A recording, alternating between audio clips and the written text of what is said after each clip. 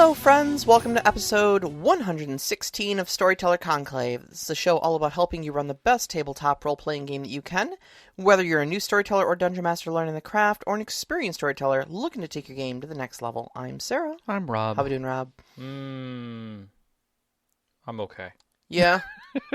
Yeah, it's definitely Wednesday therapy night. It's over Wednesday here. therapy night. Work has been absolute atrocious for you. Yeah, it's been a little challenging. It's been a little stressful. It's definitely bled into other things, and you've been very good at listening, so I appreciate that. So I feel a little uneven with you right now because I'm actually kind of on a pretty decent upswing right now. that's great. Which is great. Like, I'm gonna ride this as long as I possibly can. Do it. You know, Do it. As depression with me ebbs and flows, I'm riding this wave as far as it'll take me. We recently got our what was kind of a craft room and like dumping ground for the house. Got it all picked up and installed some storage shelves and stuff like that. You and I took a trip out to IKEA. We did. You were kind enough to help out with transportation and such as that, so we could get our new furniture home, and we entirely redid the room. And so now we have this art studio. You rolled nat 20s going to IKEA. Oh, we did, yeah. Because everything shouldn't have been there, and basically everything you needed was there. We walked out with 90% of the stuff, and the 10% of stuff that we didn't get, we could easily order online. And it was just little incidental stuff, like a seat cushion and some bins. Yeah. But major. All the major furniture was there. You didn't have to make any concessions whatsoever. Yeah, exactly. It was everything we wanted. IKEA had this real cool room planner on there that you just basically type in the dimensions of everything in your room, and it goes, oh, okay, cool. Yeah, here's how you can fit everything into it. Yeah, I do like that. And we came home with pretty much everything we wanted, and it's all redone now. And I've got my painting space all set up. Everything is where it should be. It's all easily accessible, and I have been on a painting You really have tear. You lately. really have been. So, and then just earlier today, I don't think I even told you this. This is new information to you right now. Sean and I ordered a new 3D printer also. Oh, get out! We're getting the Photon Mono X. No, really, get out! Oh. Get out! Like, that's the second one, dude. All right. Well, you can find us on Twitter at STO. So you're up to 3 now. This will be your third. Fourth? Technically fourth. Okay, that's what I thought. We had a tiny little FDM printer. Right. I remember that. And then we got a larger one. Right. Okay. That one, we're having some weird problems with it. Like, it's all miscalibrated, and those things are kind of a hot mess anyways, because they would clog and stuff like that. So, but the filament printers. And then we got the Photon, and we're doing most of our printing on the Photon, especially like miniatures and stuff like that, because it's such a fine quality. And now we're upgrading it to a Mono X, which is a much larger bed and gets about 3 to 4 times faster printing. Ooh, nice. Yeah. I'm interested to see what comes up. Is this the one that's going to do the horses? Yeah, I assume we're going to be using this moving forward. Oh, okay. That's going to be your primary? Yeah. Okay. Especially because you can fit so many things on the bed. Nice. It's got a much larger printing bed to it. So. Nice. I printed 4 resin bases for some guard miniatures that I'm putting together. And it took I almost couldn't fit all 4 bases on the bed with their supports. Your current and stuff one, yeah. So it was we really kind of need it with the amount of printing that we're doing and stuff like that. And of course, if I'm going to go as absolute nutso with making all this stuff for the game and stuff. Yeah.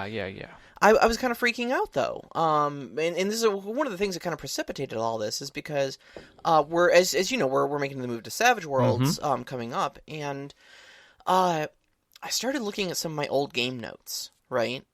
And because I'd actually prepared a lot of the plot that you guys are going to be moving into before you did the whole Poppy King plot, because I didn't know which direction you guys were going to go. No, so you had the outlines ready to go. Yeah, I had to have it all written out.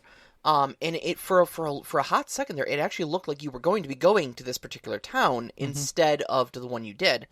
So I got pretty in depth with writing things down. Like there's fully formed plot there, you know. Right. But this was all under the guise of D&D. So of course I had written it out like D&D encounters. Right. Who were you going to fight and where and why? Right.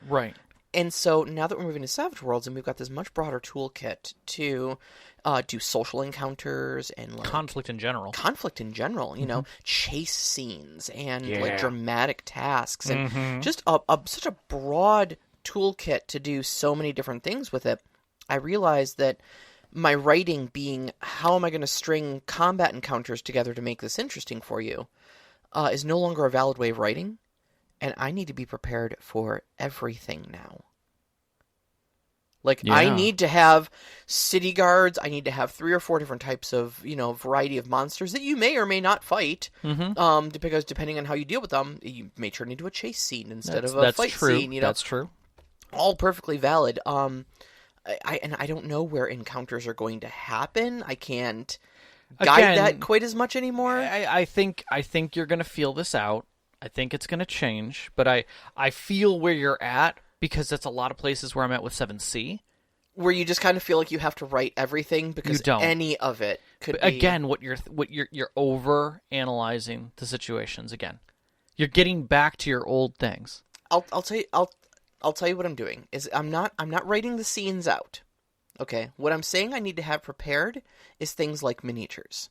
Oh, all right, okay. All right, fair. So, fair. If you guys get in a tussle with person A, I need to have them and their guards ready. If you guys get in a tussle with person B, I also need to have those minis ready. If we want to do it as a tactical fight each time, yes, that is true. Or whatever, because I don't know how you guys are going to navigate the plot, you know? But so you can decide whether or not we need tactical minis for everything. Rob. You can decide not to. Rob, I have a brand new studio. It's not a craft room anymore, Rob. It's a studio. All right. I'm gonna use it. Fair enough. I'm gonna ride this wave of enthusiasm as far as it will take me, and we're gonna get some beautiful miniatures and some beautiful scenery out of it. All right. And when that plot unfolds, and I am prepared for it when it happens, and I pull out a fully kitted out terrain board with painted minis, you're going to be like, I see where you were going with that a month and a half ago. And I'm just going to say to our audience, you don't have to live up to Sarah's expectations. You don't have to be Sarah Jakubowski. You don't have to, but if you want to, it's fun. Sometimes being me is okay. What I'm going to say is, Sarah Jakubowski ain't shit. Yeah, well, okay. I am not a standard to live up to. That's right. But here we are. Yes. So this week, we decided to kind of break down even further than we normally go and actually talk about some of the mechanics of plot. Yeah. One in particular is people, and I was actually read a little bit about this online. I was seeing how many people actually were talking about it, and there's quite a few. That when terms like plot hooks or linchpins or breadcrumbs come up in conversations, there's a lot of people who don't know because they didn't come from a writing background. They didn't come from a story development background or a literature background. And they and even if they did, they don't necessarily know how that fits into tabletop. Yeah, and especially for new storytellers too. Like, it's one thing to write a plot. Like, a lot of people can come up with a story, but the problem is then you've got these players that are these elements of chaos. Yes. And how do you get the players to move through your story in a way that you kind of want them to, that will get them from point A to point B, and not from point A to point epsilon, you know, where they're like off the plot because they didn't know where to go, or you misled them, or, you know. Right. So we're going to go with the basic one, the thing that really is the key to opening into any game, and that is a plot hook. Now, a plot hook is like it sounds. It's a device that pulls the player, or in writing, the reader, into a plot or dramatic storyline. It's often like a scene or some kind of an episode that's really short that acts as a turn in the direction for whatever the events are and forces them into doing something. So there's an action that's involved with it. Yeah. So, like, by namesake, it's a hook. It's drawing something. So think of, like, fishing. Yeah, you're going to reel them in a particular direction. Correct. There's some basic components to it. If you break it down, and that is you need to grab their attention. Yep. You know, and you need to make sure it's obvious what's in it. You need to give them an action. Yes. So really, those 3 things is all it is, and you can keep it very simple in a scene. And action is the big thing here. Like, you really, like, it's not a plot hook if they don't look at the event or, whatever happened, whatever you're using as a plot hook, and if they don't look at it and go, oh, we got to do something about that. Right. And keeping in mind that these don't need to be immediate. Like, it's a plot hook doesn't necessarily mean they have to drop exactly what they're doing right that moment and act on it. Sometimes they do. Oftentimes they do. They don't have to act on the plot, but the scene calls action. So, for instance, an example that you could give is they see someone across the street. That person, looks a little shady or maybe questioning, but what they do notice is that the person has a flower on their lapel, which matches the flowers found at the scene a couple nights ago where someone died that they were investigating. And that person, as soon as they notice them, just turns and starts walking straight toward them. And what that person doesn't recognize is a car is barreling down the street and is going to impact them. So you've got a scene where clearly they're being drawn into a plot. They see an individual. That individual has meaning. That individual has a plot device that connects them with events, and there is an action occurring within the scene that forces them to do something. It's not a challenge. That shouldn't be a challenge per se. It should be a call to an action that they do. Do they try and save him? Do they save themselves and step out of the way? And they're like, oh, great, now we've got a dead guy that we have to figure out things about. Like, how is he connected? But either way, it connects them to something.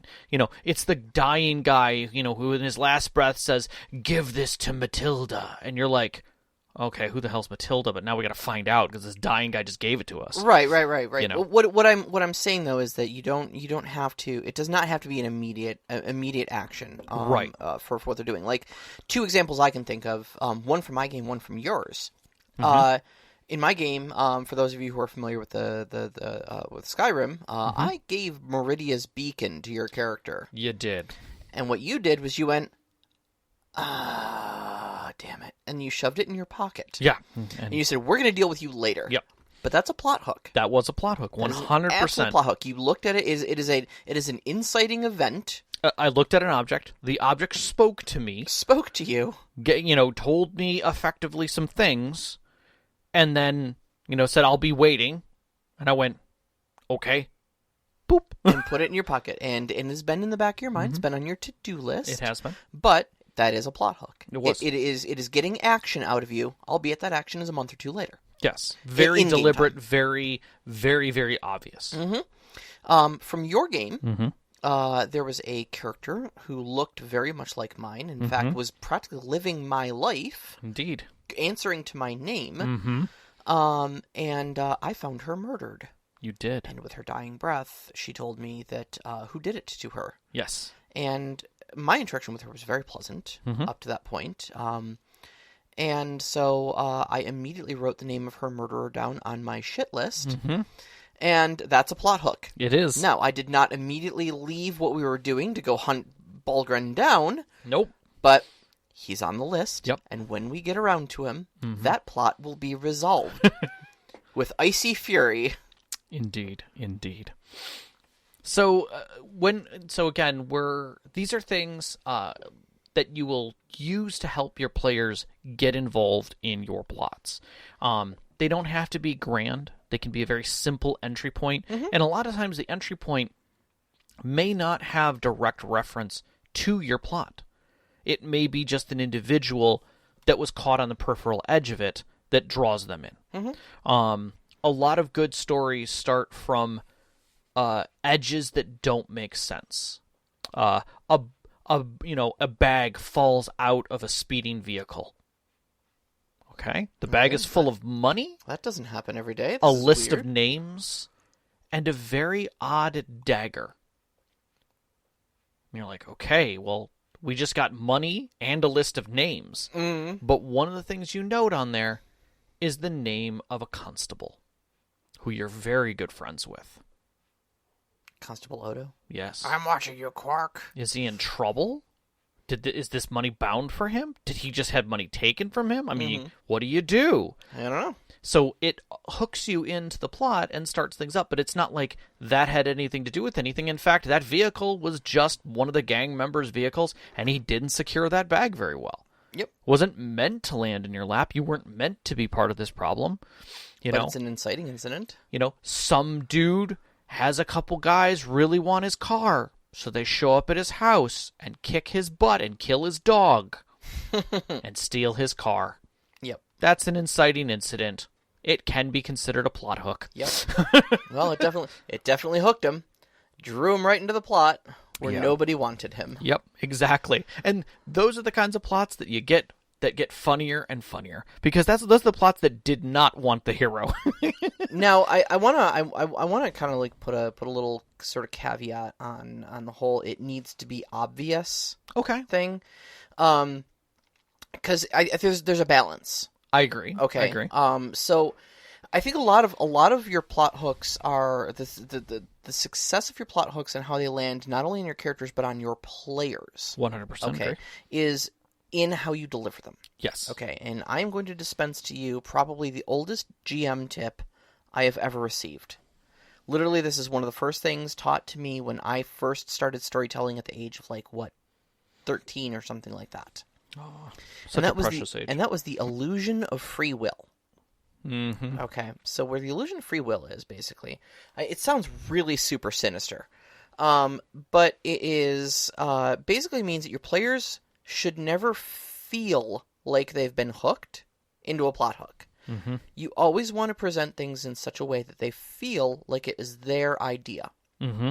Okay, and the main important thing about this is because players play role-playing games because they want to have agency. Yes. They want to have control of their character and their decisions within the span of your story, within the span of your imaginary world. Yep.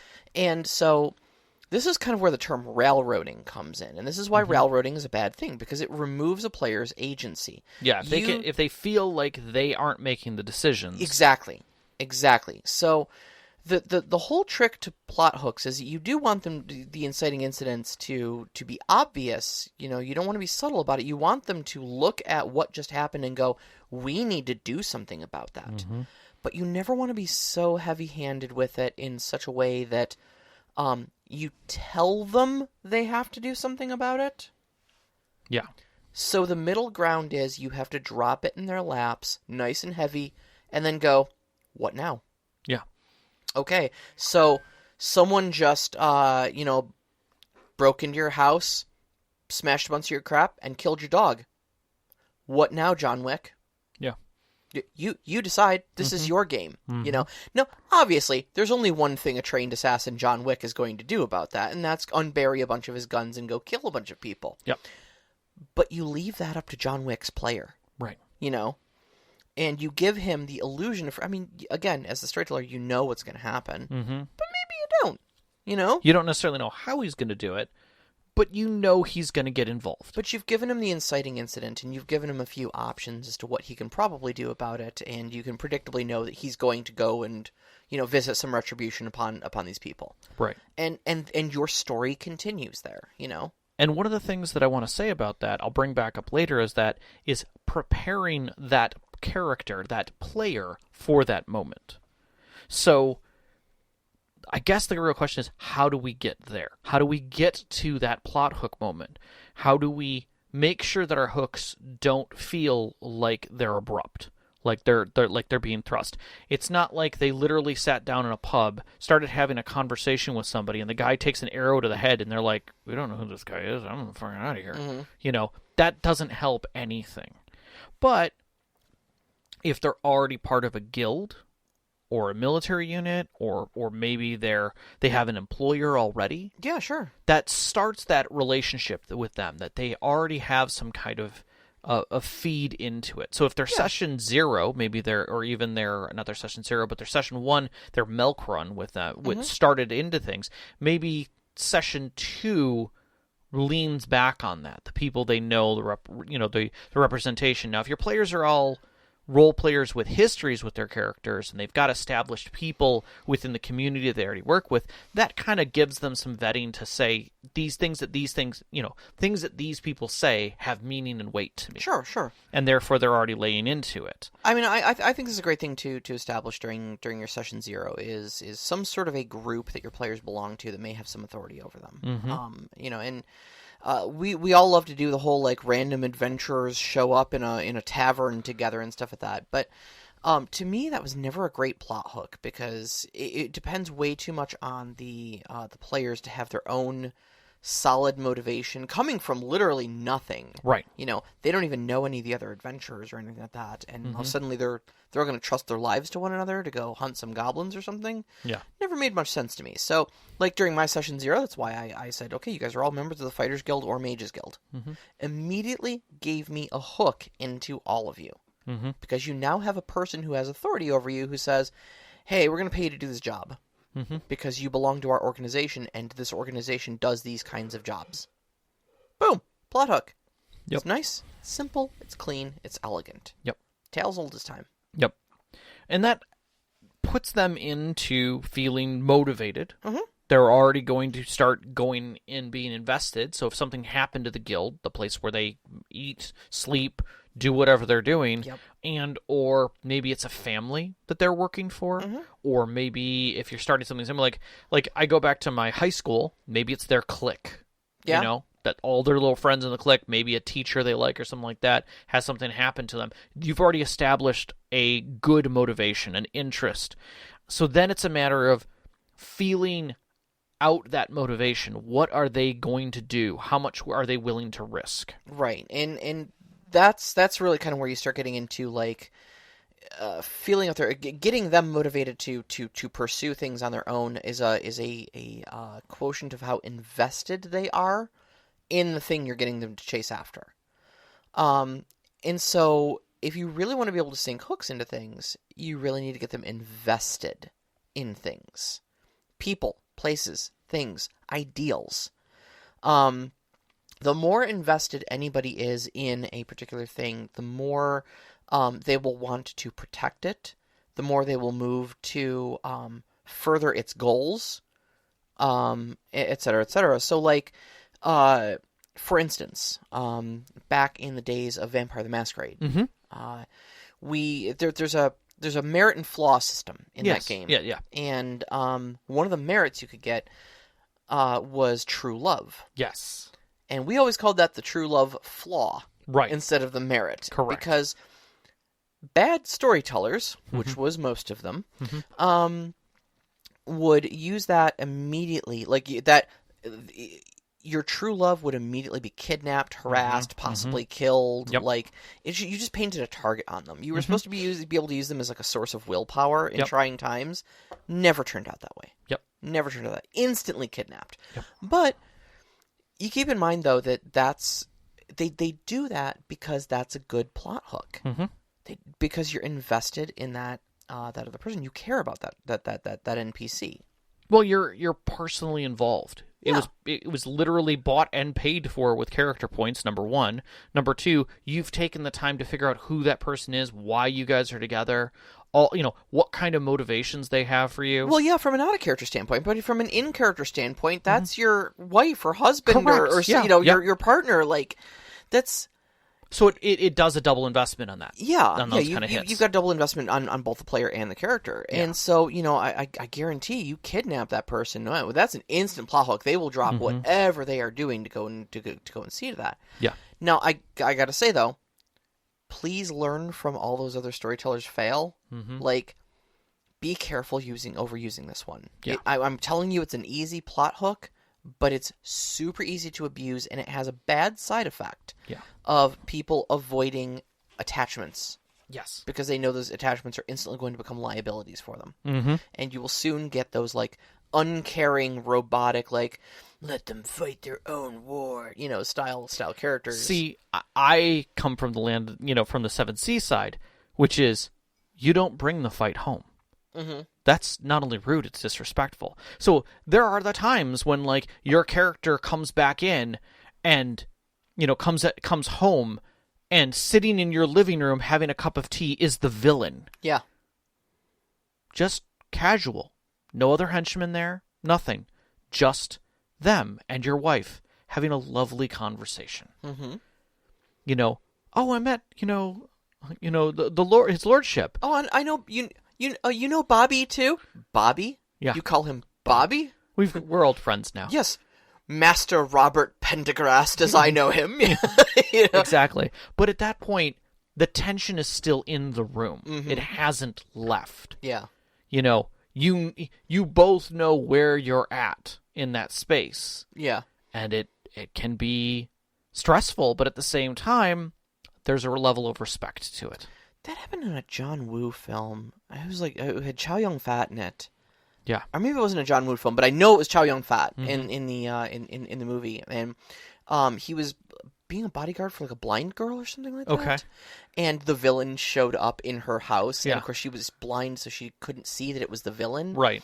And was like, he said he was an old friend, so he was having tea and stuff like that. And he comes in, and there's this really tense scene where they're like got guns on each other. Mm-hmm. But she can't see. She can't see any of the hostility, so they're all keeping it out of their voice. Right. And having a very pleasant conversation while threatening each other's lives. It was brilliant. I love those moments. I love those moments. My whole thing is that don't walk your plot hooks early. Take your time with them. Your players are going to be looking for them, and if you just immediately open up your game with a hard hook, I mean, it kind of shows your hand instantaneously and your hunger for getting them into the plot. Give it an episode or two. Throw some light things in front of it. Yeah. Get them invested in where they are, especially the setting that they're in. If you're planning on doing a story that's happening in a town, dude, take 3 or 4 episodes to really let them enjoy the town. Yeah. And get them to know the setting, especially if it's a challenging setting that they're not comfortable with. I think that the most recent game that Sean was running, the D&D game, even though it was a module, what the heck is it? Waterdeep Dragon Waterdeep, thank you. Yeah. My brain couldn't think of the town. This kind of gets you established in the town before really even stepping into the plot. Knox says, The Killer. Yes, that's exactly the movie I'm talking about. The There you Killer. go. Thank you so much. I could not remember the name of that movie for the longest time. You are a saint. Yeah. All So the idea is that you want your players to be invested. Give them something light. Shadowrun does a great job of this. You can literally run them on a couple of jobs that have literally nothing to do with each other. They're going to be searching for what the actual plot is. Every single time they run on a job, they're gonna be looking for it. But really, they're just getting comfortable with the game. They're getting comfortable with the rules. Yeah. They're getting comfortable with the setting. Yeah. They're getting comfortable with their Johnson. And then 5th episode, the Johnson takes a bullet to the head, and you're like, oh, where did that come from? Welp. And now there's a new Johnson. But now maybe they're But they were invested. Maybe they're invested in that old Mr. Johnson. So now something happens when he takes a bullet to the head. At least a couple of those runners are going to take that personally. Yeah. They're going to be like, you killed the old Mr. Johnson. Well, here's the old Mr. Johnson. I'm the new Mr. Johnson. Do you want some new yen or what? Yeah. And the other thing is that can they even meet in that bar? Did the bar get capped? Yeah. And so now the story continues and other runners have been hit. Shoot, why? What other runners? What job didn't we take, or what job did he tell us about that we didn't know what we now have info on? Yeah. That starts bleeding into the story. Now, see, that's getting a little bit closer to Breadcrumbs, but Right. we'll get there. We'll get there. But that's, as we're talking about it, so always take your time with your stories. Let your players enjoy the setting. Let them enjoy the theme. Get them which we'll be talking about in a couple weeks, I think.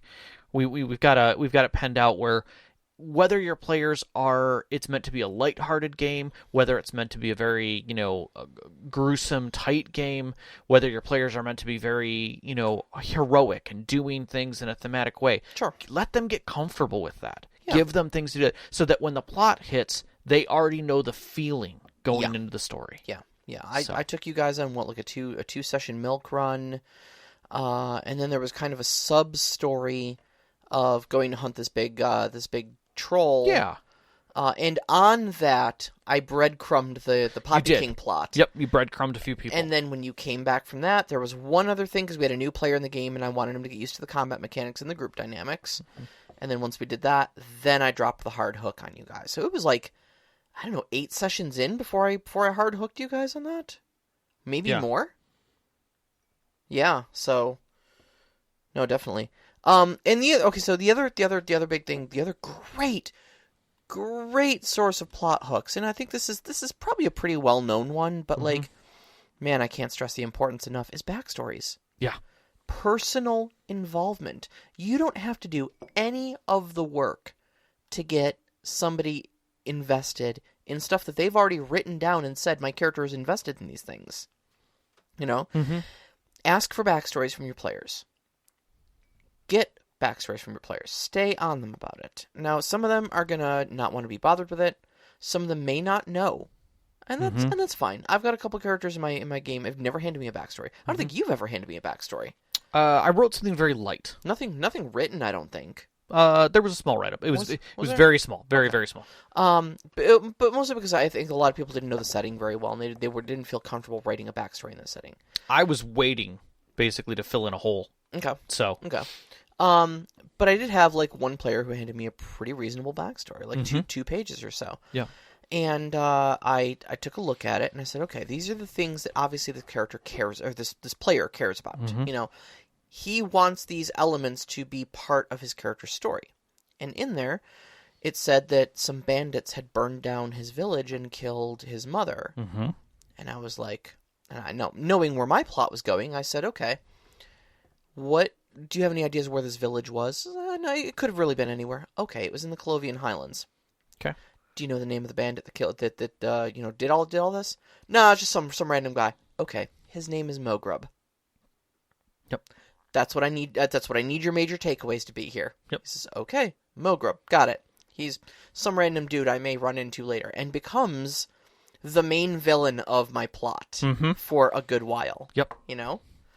And, I mean, when we finished up that plot, that player turned to me and said, shit, I could walk away right now. Yeah. Like, literally, my character's, like, his goal is fulfilled. Mm-hmm. I mean, I've achieved a few more goals along the way, so don't get me wrong, I'm not going to leave. I absolutely have more things to do with this character, but, like, the short-term thing that I set out to do is done.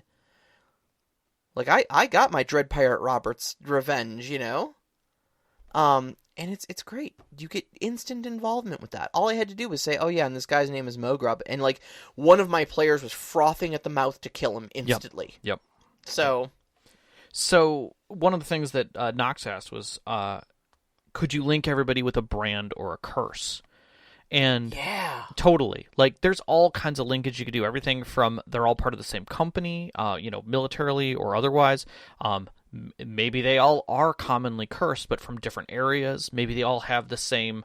Maybe they were all thrown out of the same area, so therefore they're all branded with some kind of a mark that they can never return. I had a past campaign ran in D&D 3.5 that everybody was a chosen of the gods. There you go. You know, the gods, the light gods and the dark gods have it out every 1,000 years, and they decided that we're going to use mortals to do that for us. Yeah, and I mean, I've done it. I did it with the school. Everybody was part of the school, so you were all friends in school. So yeah, there's all kinds of ways to do that. I want to get into breadcrumbing before we run out of show here. So there is a difference between plot hooking and breadcrumbing. And breadcrumbs are the smaller, and I use the word devices because they could be an object or they could be a scene or they could be an event. Sure, they're a lot like clues, basically. Yeah, that are sprinkled in as intrigue that lead to a plot, just like breadcrumbs in a fabled story. Like, 1 is a breadcrumb, 2 starts to make a trail, and when you have a dozen, M&Ms leading off into the distance, you now have a trail that leads you somewhere. And that's what breadcrumbs are meant to do, is they're meant to make a larger thing when they're pulled together. They aren't calling for action. There is no need for action out of the breadcrumb themselves. They should always be something that connects with a previous something. And that's one of the hardest things that I think most people have with breadcrumbs, is breadcrumbs are a lot like, or should be really more like jigsaw puzzles. in this fact that they should always have a connection point. You shouldn't just be dropping down a random of this and then a random of that and a random of this, because your players will never know how those are connected. Right. Now, if your players are already on a huge plot, maybe a dash of something here and there is not so bad, but it is always best to have them connected one to the next or to each other so that they make a larger image as they gain them. Yeah, the goal of Breadcrumbs is to drop something in front of them that seems innocuous in and of itself, but when it either keeps showing up or shows up in such a way as to lead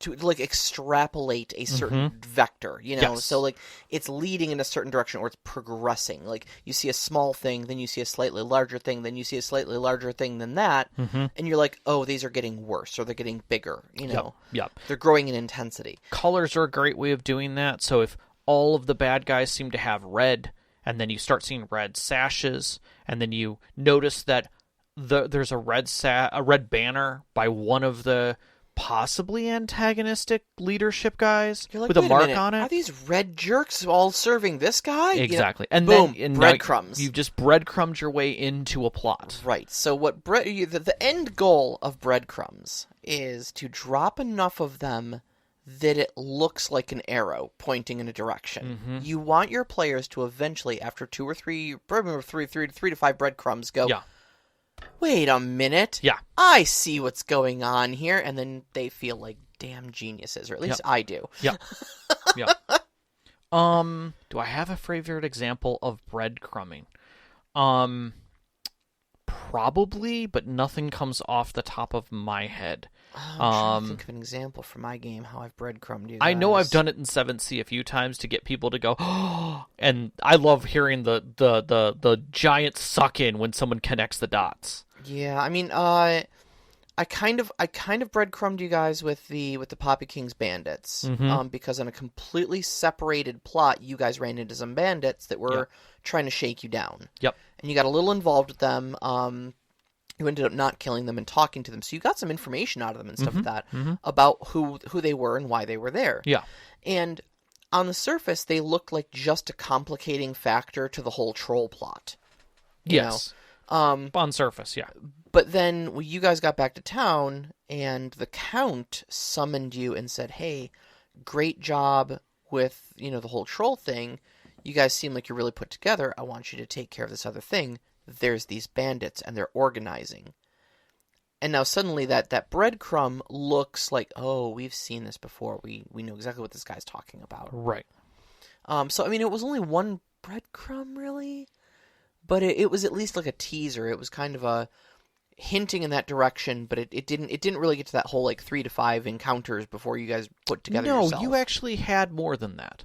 You had mission shipments that were not making it from the north. Mm-hmm. You had people talking about getting sacked by these bandits because they were effectively organized. We then met with some of the bandits who basically said, "There's no one taking care of us except the guy who's organizing us." Yeah. So you had a 3-point breadcrumb to a larger plot, which was obvious. Okay, yeah, I guess I wasn't counting on those other clues as breadcrumbs, but now that you mention them, you're right. Handed us the hook, which we were then invested in. Right. So you had painted the breadcrumbs to give us a hook that we became invested in. And that is a good way of breadcrumbing. A good way to breadcrumb is make inciting events that seem like they're leading somewhere, and then put in the hook of someone saying, we have a problem, I need you to go take care of this thing, and your players already know the thing is bigger than the person is talking about. Because you've seen all the breadcrumbs scattered around, and you're like, yeah, this is a huge problem, actually. Yep. So that's a great way of using breadcrumbs that lead to a hook. So well done. I think one of the better examples of breadcrumbing is like, a lot of TV shows will drop hints to future events and stuff like that. Like, I think those are really good. Like we've been rewatching Breaking Bad and stuff like that, and Breaking Bad is really good for like dropping like things from the last episode as completely innocuous scenes in the first the first handful of episodes, or like the very first thing you'll see in an episode is 30 seconds of what's going to happen in the last episode. Yeah. But also there's lots of little like hints and call forwards. There's a scene, and I'm sorry if this is a spoiler, and this is a little, maybe a little graphic, but there's a scene in the end of the second season where somebody ODs and ends up choking to death on their own vomit. Right. And there's 2 scenes prior to that. One where they're putting the newborn baby in the crib, and they're kind of making a fuss over how the baby's going to lay. And they said, no, turn the baby on its side so if he spits up a little bit, it doesn't have a problem. And then as the 2 of those characters are going to bed, the one actually who ends up dying says to the other, no, baby, lay on your side in case you throw up. Yep. And they're the ones who die. So it's a almost a checkoffs in that sense. Almost very similar. And breadcrumbing can often feel that way. I would definitely say that it sits in other stories where I think Firefly did a good job of this with the main not the bandit guy effectively who was doing the side jobs for them, but the main kind of villain of Firefly, the guy who tortured Mal in the end. Zerga or something like that. Yeah. They breadcrumbed about his people, about bad jobs that they had for him, how terrible of a person he was, until he shows up, until he becomes a problem. Yeah. And it's like, you realize how bad everything is, and it's now a serious issue. Yeah. And when he does show up, he's already got gravitas, because his reputation preceded him. Yeah. Yeah, so those are good. Those are good. Yeah, absolutely. So, and breadcrumbs are meant to be subtle. They're meant to sit at the edge of things. And I think if you, again, do them right with a hook at the end, your players feel like they know more than the hook is even showing. And that's the best part about it. I think that's a great way of describing it, too, is almost like the breadcrumbs are the bait that leads up to the hook. Yeah, no, that's a great way of doing it. That is a great way of doing it. But I love it when players think that they know more than the story is leading on. Like, oh, I know what's going on with I've this. already pieced it all together. And you're like, you're just following breadcrumbs, dude. And the thing is that happens a lot in TV shows. Like, you watch things, and you're like, oh, I remember this, and now they're talking about this. That means this is going to happen next. Yeah. And maybe you're right, and maybe you're wrong. Those are breadcrumbs. But you're already sold on waiting to see what happens next. Same thing happens in storytelling and for games. So, you want to hit some questions before we close out? Yeah, I do. Okay. Because we got a couple of really good questions here, and we got plenty of time to answer them. So. Yes. All right. So Overwatch asks, players snagging the plot hook you want versus them just grabbing onto some random something and holding on with the fervor of a cat over a bathtub. That's an image. Yeah. How do you communicate to players that they are hitting pay dirt or obsessing over a random vase or chair for critical role players? Oh, man. Do you have any favorite tricks for letting them know that they are on the right track? A few times I've literally had to tell them, a stick is a stick. Yeah. Because it's gone too far. And other times I've let them lean into that stick so far that it became part of the plot. Yeah, I think those are actually your 2 solutions. I've seen you do both, and I know exactly who you're talking about with the stick that you made part of the plot. Yep. The Shatterman, right? Correct. Yes. He was meant to be a throwaway character that became a major player. Well, not only did he become then that was one of the things was he actually became a side plot. But he was attached to the main plot. He was always available because he was interesting. That player wanted him to be around. And so I made him available. Yeah. Sure, why not? Some weird, scary Jack Skellington-looking fae. Yeah. And we can't get rid of him now. Yep. Now you're invested. Now you're invested.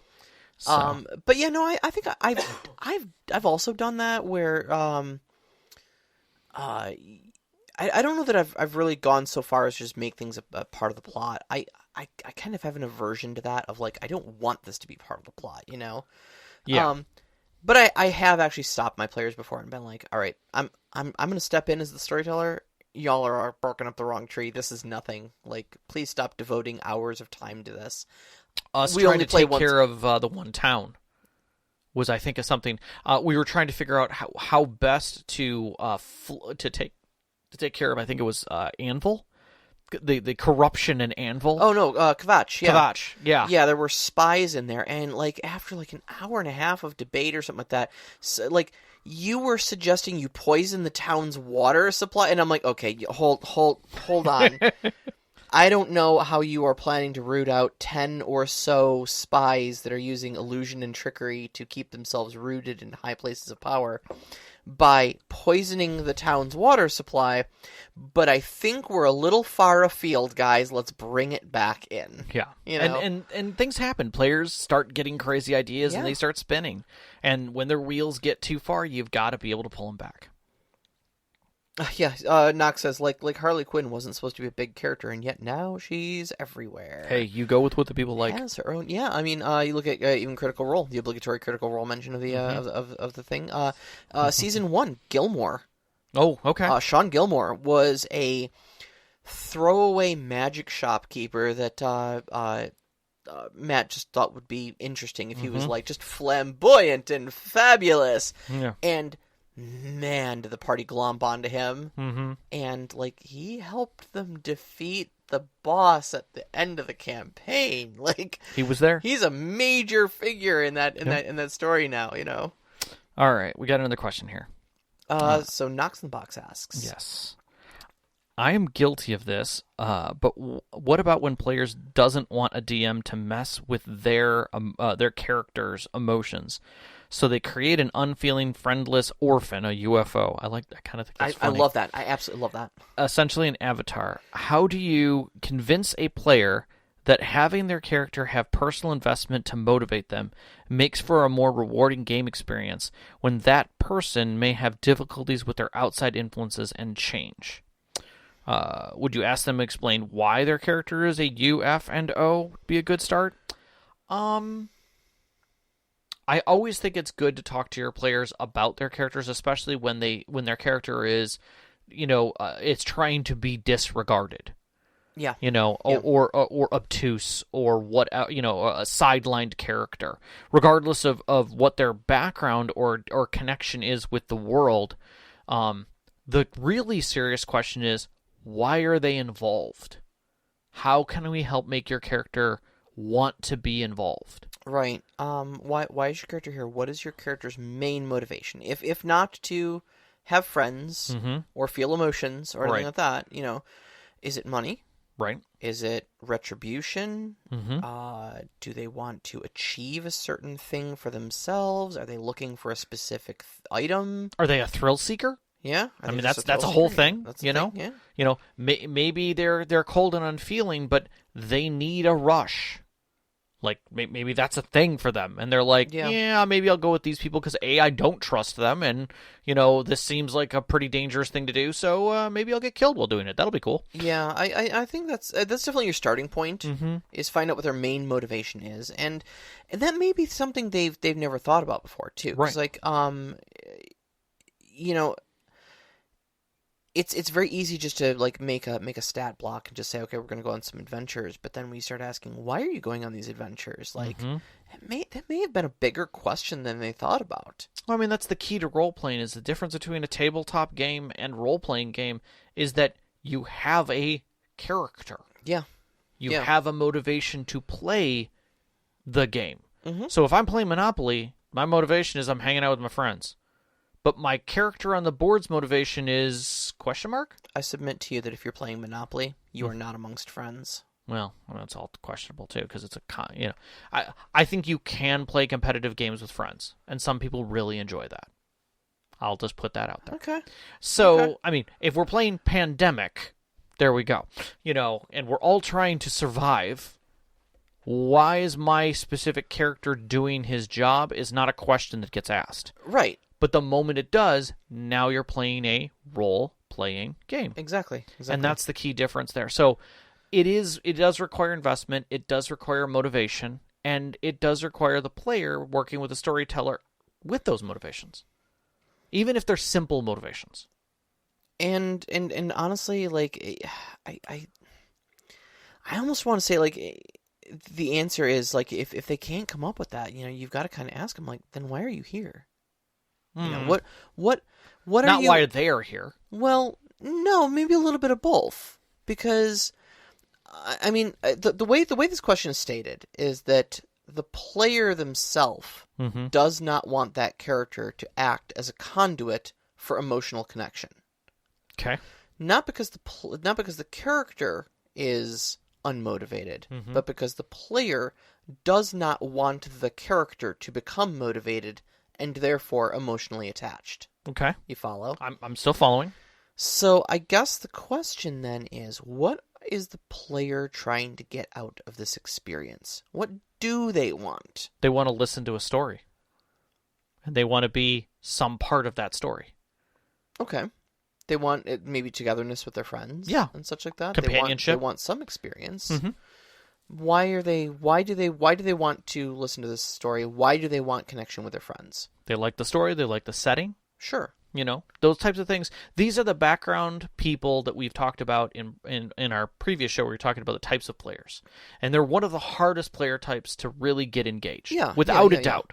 Without a doubt. And I'm just saying, these questions are hypotheticals, but it's the road I would kind of take down, is just like, let's examine what you want, what you're trying to get out of this experience, and how I can help give that to you. Yeah. You know, because if you're going to put up walls and stuff like that, you're working against the experience. You're working against the whole reason that this thing is happening. And you're using your character to do that, essentially, as an extension through you. Well, I think you're using your character as a wedge, as a block point. That's what I'm saying. Yeah. You're using you're shield. avoiding it. You're avoiding it, and you're using your character to avoid it. And so you know, you need to have a heart to heart with that player and just be like, what is it you do want? What are you seeking? What experience do you want out of this? What are you willing to give to get it too? Yeah. You know? Because I mean, just like friendships in general, if you never open up, you're never gonna have a real experience, you know? Because you're not gonna be open to it when it happens. Yeah, but it takes time. It takes trust. Sure. And I think that I know I've definitely been in games long ago where it started out very challenging for some players. They weren't invested. They weren't connected. They wouldn't really role play. They would roll the dice. They would do things that their character would do. But other than that, they really didn't have a lot of care in the game until something triggered for them. Whether it was an event in-game, whether it was a good experience, whether everybody kind of rallied around them or something like that, that turned the tide in their mind, and then they started to open up and started to enjoy the game at a different level, and that's where things changed. So I think sometimes it's a matter of getting to that experience points with the experience for those players, and before they're willing to open back up. Yeah. And some people, unfortunately, don't get to that point, have a shutdown because of some horrific experience, and walk away from role-playing altogether, which I think is terrible. Yeah. That hurts. It hurts when I hear about that. But, I mean, I think what it really comes down to is good communication. But and being supportive. Also, though, I think there, from the storyteller standpoint, though, there is a certain amount of you can lead a horse to water, but you can't make him drink going on here too.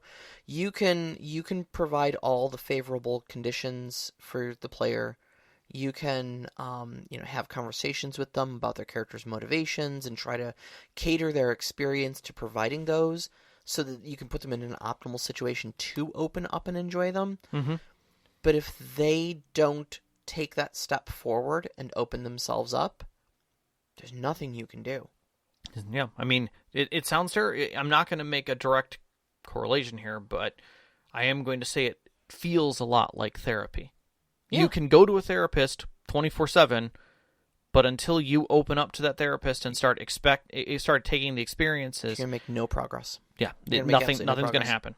You are literally going to be the same person every time you walk in the door the same way. You've got to trust a little bit, and you've got to open yourself up, and you've got to allow that experience to mingle with you and change you a little bit. Yep. And then you've got to give back to that experience. And in that exchange, that's where all the magic happens. Correct. So, and funny enough, to quote into some anime, like Full Metal Alchemist, you can't. It's equal exchange. Equal exchange, yeah. Yeah. Otherwise, it's you can't get out what you didn't put in. Exactly. And unfortunately, sometimes that's more than you expected. Sometimes you want your mom back, but it costs you an arm and a leg, or your brother's whole body. Yeah. Well, I mean, his soul was still there. strapped in some armor, which was kind of badass. I really thought he was hilarious. I thought that was so awesome that he looked so menacing, but he spoke with this like 6-year-old's voice. It was great. He was still a huge badass. That's all I have to say. And he was an unbelievable alchemist. So yeah, no, they were pretty awesome. They were pretty awesome. But again, motivation and drive. There you go. Yep. So, speaking of which, so next week we are going to be talking about how to make NPCs more lifelike. Yeah. And that's something that we've brought up a few times through different sessions or through different episodes where we've kind of graced the edge, whether we're talking about villains or whether we're talking about monsters, or we're talking about, shopkeepers or whatever, but we haven't really gone into like how to have a voice or how to factor the physical quirks or what are their motivations. Where do you learn accents from? Exactly. And I know we both had our own resource sets, and they've grown over the years. Yeah.